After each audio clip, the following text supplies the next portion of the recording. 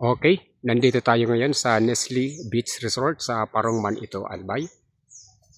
Yan bahaging yan, yung ano na yan, no? Yung may nakasulat na Nestle Beach Resort ay 3,500 ang ano natin diyan, ang overnight at air condition po yan. Dito sa mga cottage na ito ay 700 ang bayad dito maghapon hanggang doon. Napakalawak ng area nila. Ayan, no? Meron silang function hall na maaari nating gamitin o meron tayong mga espesyal na gatherings na gaganapin.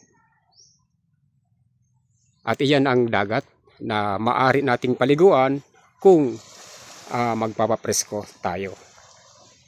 Diyan sa bahaging yan ay 200 ang bayad dyan. Sa may kahoy na yan, yung ano, wala lang bubong yung ano. So 200 pesos. At doon sa may bahaging yun ay may mainit na tubig na lumalabas. Magandang tingnan kapag low tide, talagang kitang-kita mo yung bumubula na mainit na tubig.